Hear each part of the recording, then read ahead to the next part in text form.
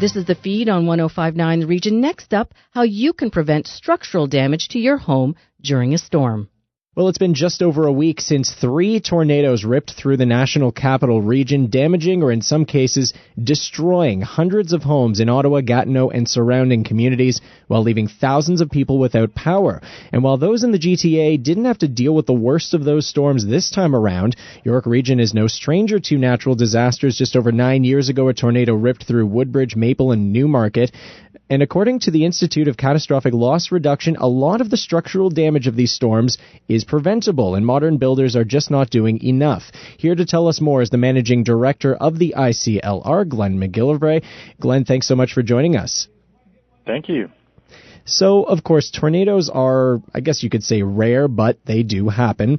We've seen it just in the past decade, and your organization believes that a lot of the homes being built here in Canada are missing a key element to prevent catastrophic damage. Tell us about these hurricane ties. Sure. Well, we have pretty good building codes in Canada. We do build good homes as well, but our work finds that there are gaps in construction. And in particular, one of the gaps we find is that link, that connection between the roof and the upper plate of the walls of a home. So right now, the building code states that we have to secure the joist to the walls using toenails, 3 toenails per joist. That's not enough, though, when it comes to the uplift forces of a tornado.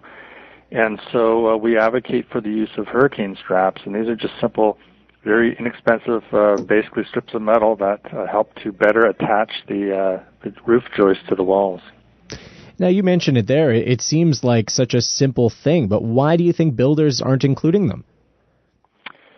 Well, a lot of people remind us that the building code is the bare minimum, and you can't go above the code. You can go below the code, rather. You can go above the code if you like. You can do better than the code.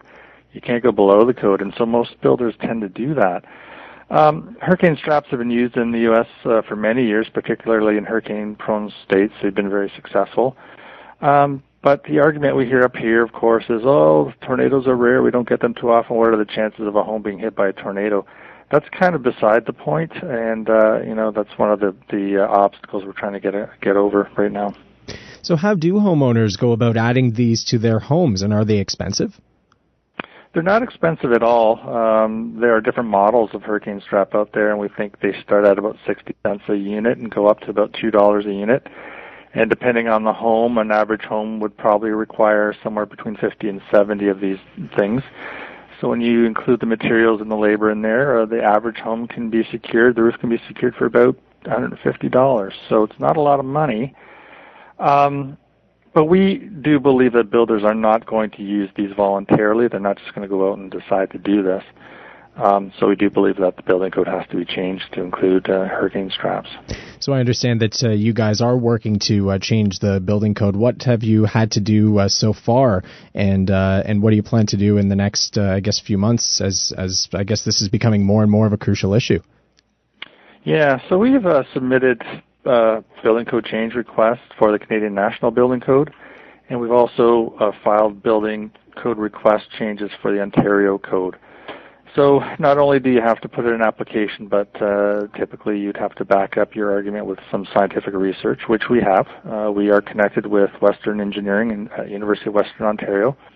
Dr. Greg Kopp and his team there have done some great work testing straps both in the lab but also out in the field. And with that scientific backup, we were able to put in pretty strong code requests. But there's still questions that remain, and we're still in discussion phases. The code has changed every 5 years, and so that discussion goes on for a very long period of time. And it's just not something that was done overnight. So we're doing that work, and we're talking to the powers that be, and hopefully one day we'll see the change made in the code. Yeah, it's work that's kind of going under the radar, but I think, if it's successful, it's clearly something that a lot of homeowners will appreciate that you guys have put in that time. Now, you mentioned that you're working with the engineering program at Western, and I understand that you're also investigating similar methods to these ties to make homes sturdier? Right. There are other things, other devices and other methodologies that can be used to better secure a roof to the walls. I don't really want to get into it right now. It gets really technical. But if these methods or these other products do the same thing as a hurricane strap, I think they're worthy of being looked at, and it would give home builders some options anyway. It gets into some really technical stuff, and we're doing that work right now. Absolutely. Now, what are some other things folks can do to make their homes less susceptible to storm damage? Because we've seen a lot of damage from flooding in recent years. What are some other things homeowners can do to rise above the bare minimum of the building code? Yeah, well, there are two kind of categories of things that people can do. One is kind of on the structural side, and the other is just kind of through preparation of the house and a few little minor things that you can do around the home. And it really depends on the kind of the peril that you're looking at. We do a lot of work to prevent basements from flooding, so there's a whole range of things that people can do there.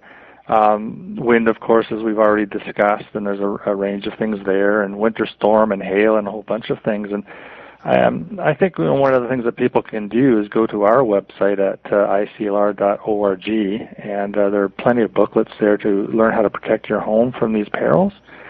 And often it just involves, maybe going down to Home Depot, picking up a few things, and working on a Saturday and Sunday to kind of make your home more secure. If you want to get into more heavy-duty stuff, when it comes to construction, there are different things, how to better nail plywood sheeting down on the roofs and things of that nature. So we have kind of both of those things. We have more heavy-duty suggestions, and we have the things that the weekend warrior can do also to help protect their home.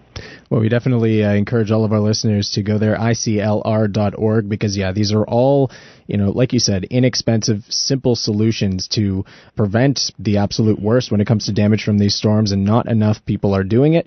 Hopefully you've inspired our listeners to do that. Glenn, thanks so much for joining us, and best of luck trying to change the building code. We hope it's successful. Thank you so much.